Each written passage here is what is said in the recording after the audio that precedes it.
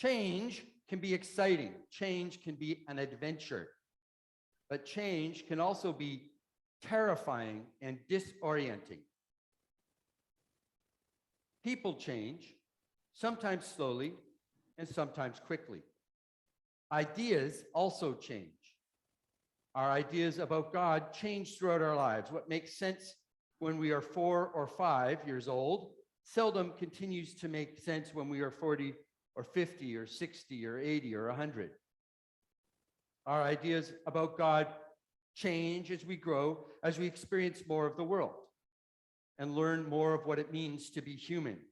And this is good. This is as it should be. Institutions also change.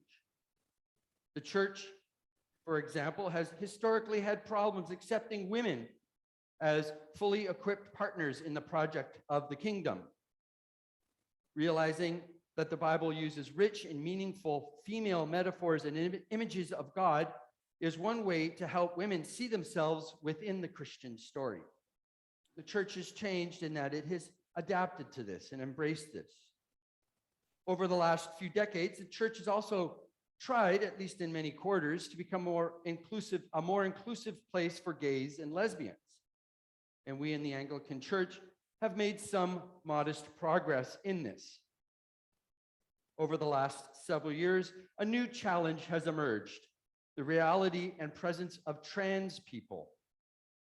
We are now struggling to learn what it means to be affirming allies of trans people and to imagine what it might mean to be a church that is welcoming of trans people. So what do I mean by trans? Many of you probably know, but some might not. The word trans refers to those who are transgendered. For transgendered people, there is a disconnect between the gender of their birth and their experienced gender. They have embraced their experience, and that means that they have changed their identified gender. And this change, this transition, can be difficult for those who have known someone to be one gender for their whole lives and now must learn and negotiate them in a new way. Trans people face us to deal with change. We either accept it or reject it. We have to deal with it, though. Historically, the church has rejected this sort of change, but is coming around a little bit more, at least recently.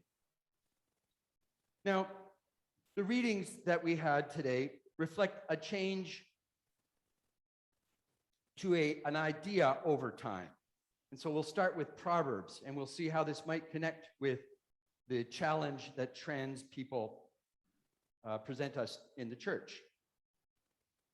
In Proverbs, we heard Bruce read about wisdom, who is a woman, visualized as a woman, a cosmic heavenly persona, who really is part God and also distinct from God.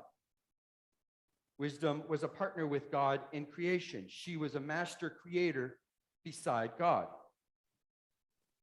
Wisdom in Proverbs does not mention Moses or the prophets. She says nothing about escaping Egypt or the giving of the law.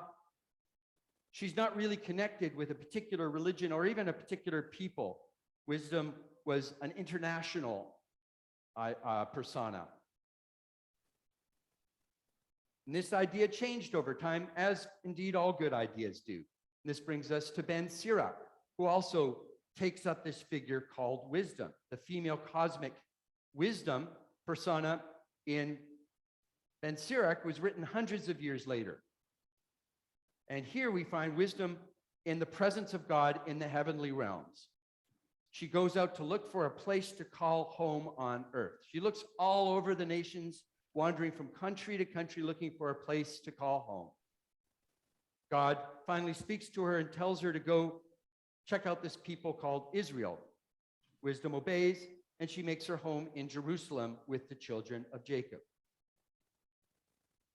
So in Proverbs, if you recall, wisdom was not associated specifically with Israel, nor with any particular city, certainly, but Ben Sirach changes this so that she now is connected specifically to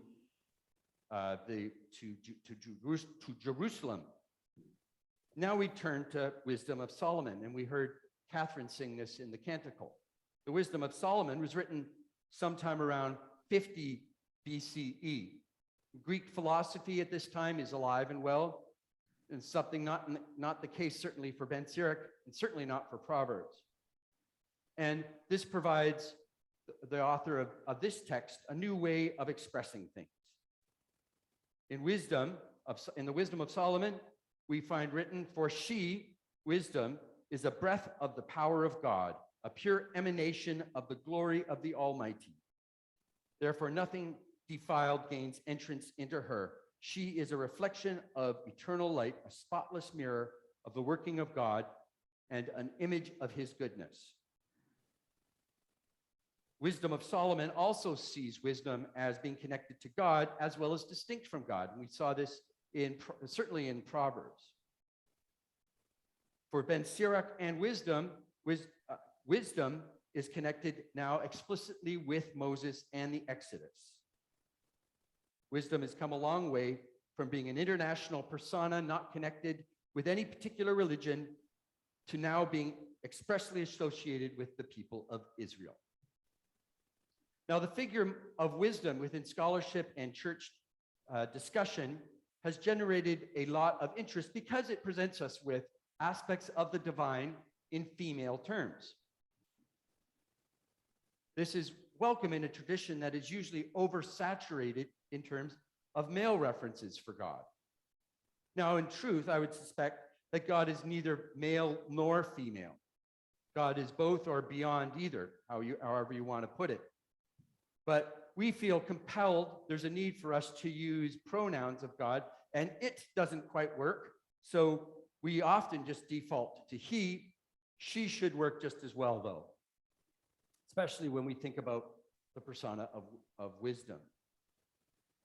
And so it's good news that we have this wisdom tradition exploring female imagery in respect to the divine. Wisdom as a figure is both God and other than God. Wisdom is the pure emanation of the glory of the divine, of the Almighty, according to the Wisdom of Solomon. Where in this image does the light of God end and the wisdom start? It's really hard to tell. So there's again, wisdom is separate from God, yet is God. And the changes continued. The idea of wisdom continued to change as the decades passed. Sometime around the tail end of the first century, the Gospel of John speaks about the Word, the Logos, being made flesh. The word here, word for word, is Logos. The language now is moved from Greek to Hebrew. Hebrew to Greek, had that backwards. For wisdom, as I've mentioned a couple times, wisdom is both God and with God. And we can see how this has influenced John, as he writes, "In the beginning was the Word, and the Word was with God, and the Word was God." The Logos is the same as wisdom. And scholars agree that the Logos, this word that John speaks of, this Logos, has taken into it, has built upon this idea of the female wisdom persona spoken of in Proverbs, Ben Sirach, and the Wisdom of Solomon. So the fourth gospel, the Gospel of John, has taken this idea of wisdom as found in these books and has adapted it and turned it into the idea of the Logos. This female persona in Proverbs, Ben Sirach, and Wisdom, and other literature too, but those are the three we looked at. This female persona has been turned into a male Logos. Wisdom is changed from a female cosmic entity to a male cosmic entity, the Logos again, or the Word.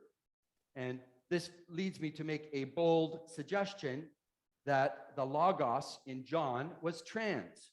That is, what was originally presented as female has now transitioned and is now presented to us as male. This is a trans idea. It is something that used to be present as female is now presenting as male. Now, I'm not saying just so you don't get me wrong, I'm not saying that Jesus in John was trans. I'm saying that the Logos, the idea to express Jesus' unique connection and relationship to the divine, might be considered as trans, going from the wisdom to the Logos. And this change that happened might be able to provide for us a modest way to see trans realities in the divine, just like we saw female realities in the divine using the wisdom persona. What was originally a female reality has now transitioned to being a male reality. Wisdom transitioned to being Logos. And this Logos became flesh and dwelt in our midst. Will change, and this change in ideas as well as change in social status and change in gender can be uncomfortable. But I hope that we never let the fact that we are uncomfortable lead us to exclude any, or to exclude or withhold dignity or respect from any. And I pray that St. Hilda becomes a place that welcomes the Logos in the person of Jesus, and that we may be also a place that welcomes all other trans peoples as well. Amen.